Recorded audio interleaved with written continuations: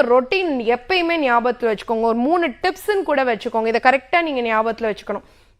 1, கண்டிப்பா நீங்க சாப்பிடும் பொழுது மெதுவாகத்தான் சாப்பிடணும். ஸ்லோ ஈட்டிங் அப்படிங்கிறத பிராக்டிஸ்ல வச்சுக்கோம்.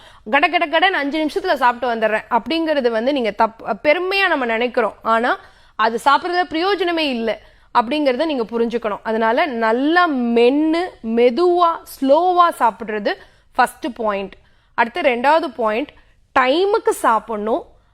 ஒவ்வொரு நாளும் அதே டைம்ல சாப்பிடணும். டெய்லி அந்த டைம்லயே ஃபுட்டு சாப்பிடணும். இதெல்லாம் சாத்தியமான்னு கேட்டீங்கன்னா, என்ன வேலை இருந்தாலும் அதை சாத்தியப்படுத்திக்கிட்டீங்கன்னா மட்டும்தான் பல நோய்கள் வராம மருந்து மாத்திரை இல்லாம இருக்க முடியும். அதனால டெய்லி ஒரே டைமுக்கு சாப்பிட்றதையும் நீங்க ஒரு வழக்கமா வச்சுக்கோங்க.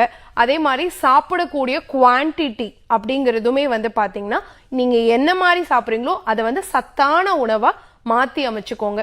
கரெக்டா டைமுக்கு சாப்பிட்றது, ஸ்லோவா சாப்பிட்றது, டெய்லி ஒரே நேரம் சாப்பிட்றது, அதே மாதிரி சாப்பிட்றதுக்கு 1 மணி நேரத்துக்கு முன்னாடி, சாப்பிட்டு 1/2 மணி நேரம் கழிச்சு அந்த காலகட்டங்கள்ல தண்ணி குடிக்கணும். அது மட்டும்தான் உங்களுக்கு சப்போர்ட்டிவா இருக்கும். இப்போ 1/2 அன் ஹவர்க்குள்ள தண்ணி குடிச்சிட்டீங்கனாலோ, சாப்பிட்றதுக்கு முன்னாடி பின்னாடி 1/2 மணி நேரத்துக்குள்ள நீங்க தண்ணி குடிச்சிட்டீங்கன்னு வச்சுக்கோங்களேன், அது உங்க ஜீரண மண்டலம் சீராக இருக்க உதவாது.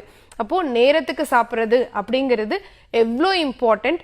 அதனால என்னென்ன நோய்கள் எல்லாம் நம்ம வராம தடுக்க முடியும். குறிப்பா இந்த ஹார்மோன் பிரச்சனை இருக்கு அப்படின்னு நான் சொல்லக்கூடிய, குழந்தை பாக்கியத்துக்காக முயற்சி செய்யறோம் அப்படின்னு சொல்லக்கூடிய எல்லா தம்பதிகளுமே நேரமா சாப்பிட்றது அப்படிங்கறத, நேரத்துக்கு சாப்பிட்றது அப்படிங்கறத ஒரு வழக்கத்துக்கு கொண்டு வாங்க.